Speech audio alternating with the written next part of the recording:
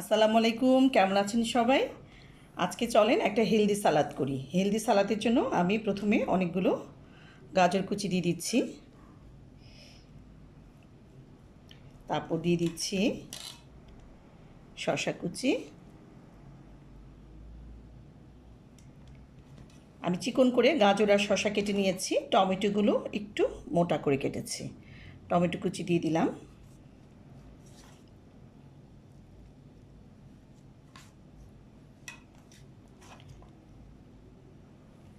এখন আমি দিয়ে দিব কিছু পেঁয়াজ কুচি। পেঁয়াজটা অপশনাল, যারা পেঁয়াজ খান তারা দিবেন, না হলে দিবেন না। দিয়ে দিব কাঁচামরিচ কুচি, দিয়ে দিচ্ছি এক টুকরো লেবুর রস,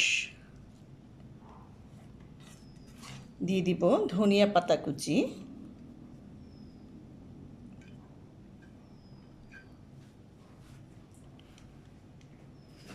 আমি এতে দিয়ে দিব একটু টমেটো সস, 1 চামচ পরিমাণ। আমি হাত দিয়ে যেহেতু মাখবো সালাডটা, এই জন্য আমি হাত দিয়ে দিচ্ছি।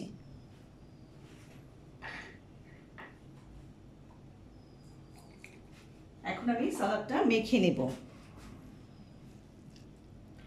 আমি ভালো করে সবগুলো আইটেম মেখে নিচ্ছি।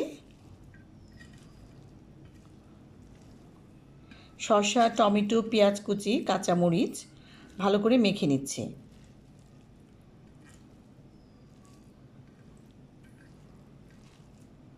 আমি দেখানোর সুবিধার জন্য ছোট প্লেটে নিলাম, এটা বড় প্লেটে মাখলে সুবিধা হতো।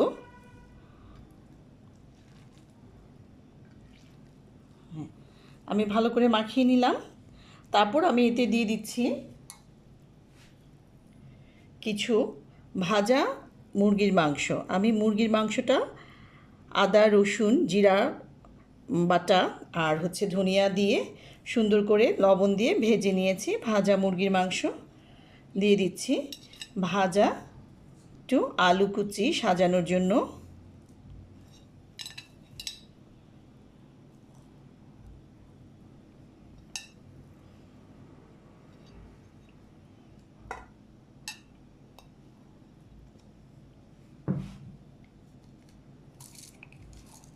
আমি দিয়ে দিব গোলমরিচের ফাঁকি। এটা আপনারা যতটুকু ঝাল খান সেই অনুযায়ী দিবেন।